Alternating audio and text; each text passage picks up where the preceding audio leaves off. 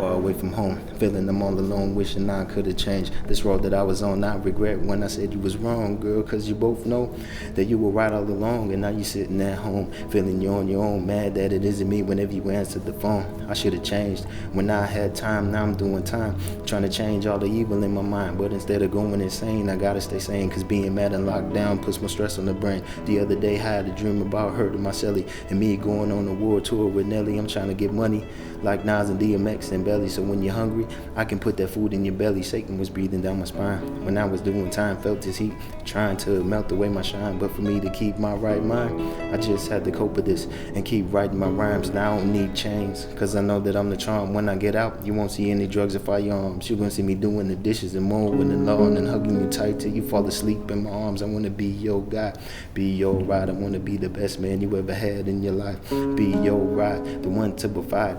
As long as me and you always see eye to eye, base a relationship on truth and no lies. If we do that, we see more smiles and less cries. I wish I had this idea when I was outside, but I hope it's not too late for you and I. Satan breathing out my spine when I was doing time, felt his heat trying to melt away my shine, but for me to keep my right mind, I just have to cope with this and keep writing my rhymes.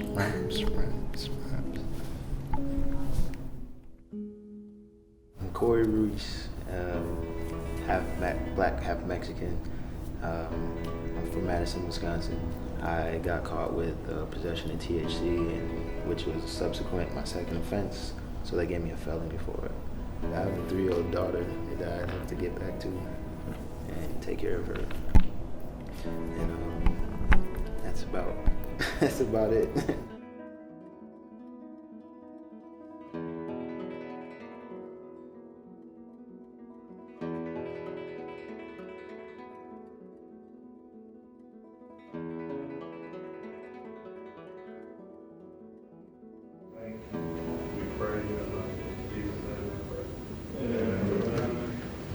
If a dummy done figured out a way to stay out, guess what? I'm gonna figure out a way to stay out. Living life without purpose. Because we don't have an identity, we don't have purpose. But you have to position yourself wisely. Whatever you're doing. As a whole, the state of Wisconsin, black people, we only make up 6% of the whole state. And in our prison system, we make up about 52, 53%. And those numbers is just unbelievable. Between the streets and incarceration, that's how I grew up. The state become your daddy. And I'm a product of the streets. You know, my objective is to kind of share my life story, where I've been and what I've been through, but to allow people to see that despite, you know, what you may have been through, you still have the opportunity to take that and use it for your benefit. Coming from prison, only thing you know is, hey, I gotta eat, I gotta do X, Y, and Z in order to make it to the next day. So you have there's a training that needs to take place to make things more normal. Some of this stuff is matters of the heart. A lot of these people have been broken. So the objective is try to create a platform where men feel safe and they can be able to talk about those very things. So we can go through a healing process. This is my church. And I ain't talking about this building, I'm talking about this group. When I do this is church for me. This is the greatest thing. This is what I desire to do, change lives, open people's eyes. It does two things. One, I'm able to convey some things and probably help a few people, but it's also a healing process for myself. I mean, you have to reveal your real true hurts and pains, because all of us, in one way or another, we've all in some sense have built up some type of force field to make sure people do not get too close, so to make sure that you're actually protecting yourself. So how do you change that? Definitely putting yourself out there, but then also, you know, letting people know that they're not alone. My name is Anthony Brooks. I'm originally from Columbus, Mississippi. Just came up here to actually start a better life, because it's kind of hectic down south where I'm from. It's still like separated blacks and whites, so just trying something new and trying to better my life, but unfortunately I'm in this situation right now.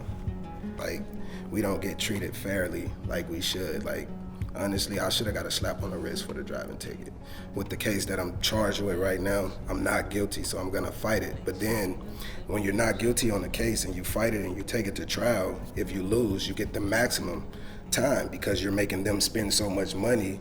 And if you lose, they're like, oh, he lost. We have to spend $100,000 for this jury and all this paperwork, so we're gonna give him the max. If you win, then they're after you when you're out free. They're coming for you. They see you driving or see you doing anything, they're gonna pull up on you and say something just because they know you.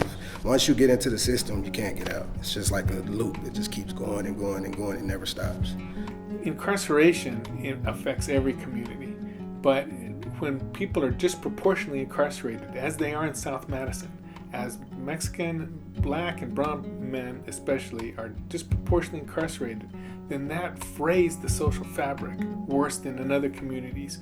When you have many people who cannot see their families regularly, who cannot hold jobs due to prison records or other criminal histories, then that erodes the quality of relationships people can have with each other in those communities.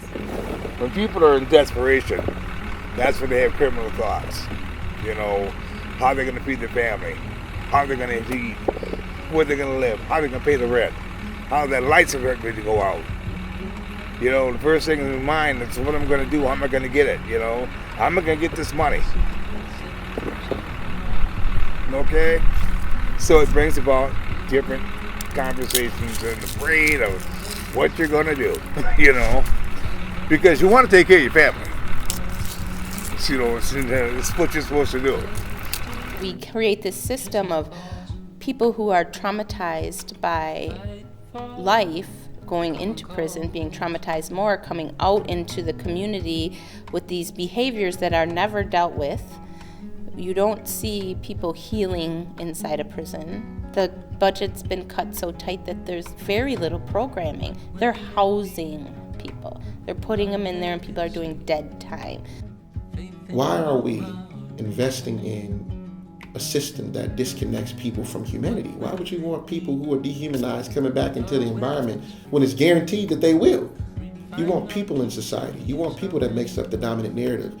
You want the humanity to ring loud so that everyone can feel part of this holistic kind of a community and have that sense of community, because that moves them to be part of the dominant narrative and it doesn't exclude them. I have friends who are locked up for drug charges for life in prison. How do you do that? A lot of white people don't believe they have white privilege. They just don't believe it. So to me, they should be black one day. Just be black for 2 hours and go 2 hours and go into a court. Then they would understand about white privilege. Okay? Right away. This is by design, and it's really the offspring of slavery. It just switched from slavery into incarceration. When I see people trying to justify, instead of eliminating altogether the practice of solitary confinement, just trying to justify keeping people there just for a small minute, that's telling me that we got work to do. Anytime you're telling me it's okay to lock a person in a cage for 24 hours and give them no human contact and not allow him to see a bird fly in the sky, to strip them away from their humanity and tell them that they're not nothing but numbers, to make them appear to be livestock, to make them feel as if they're just part of a corporation and they're not part of a human race, to lock them into the second-class status where they're saying that we want you to get out, we want you to make it, we want you to survive, but oh, by the way, you're this second-class status that you have this tag on you that you can't remove, and you still say that you're for justice. That's telling me we got work to do. So it's real easy to walk through life and say, oh, those people are going through that over there. 1 in 3 families in the area are affected by incarceration. And that's why Madison is changing the way it looks, and you're starting to hear all of these voices, because it's starting to directly affect each and every one of us. In our community, you're going to have a lot more marijuana charges, drug charges, period. That's something that they know that is going to make them money. Fast. Quicker than any other thing that they could do, you know what I mean? Why couldn't they not take that same mentality and put it into an actual legit business and feel confident about it? Something has to be done about this pipeline that they created in the schools and prisons, from neighborhood to the prisons. Picking on poor and people of color. Something has to be done.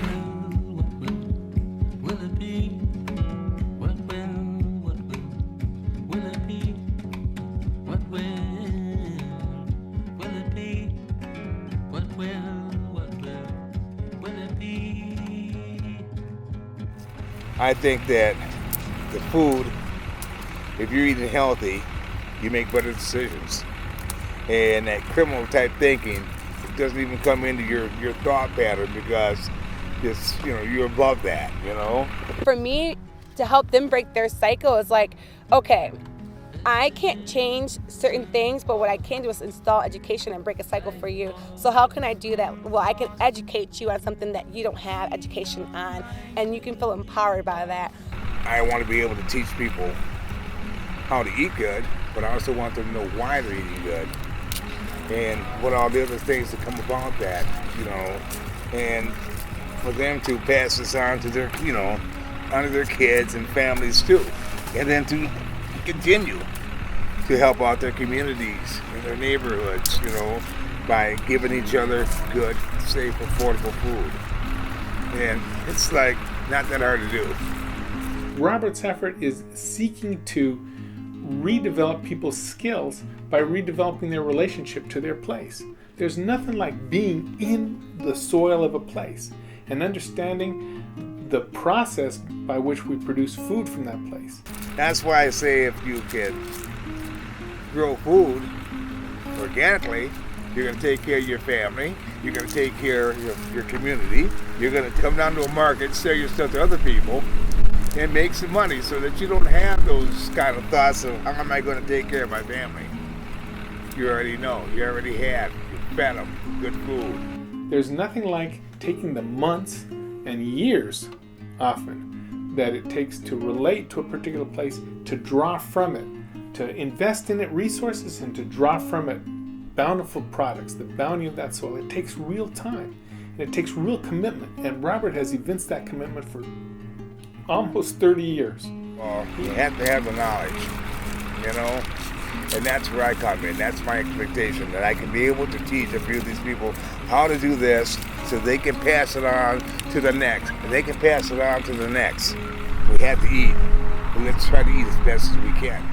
And if we're growing our own food, then we can afford to grow and eat what we need. When we're able to help people reclaim their humanity and allow them into the dominant narrative and share privilege and not allow people to feel like they're outsiders,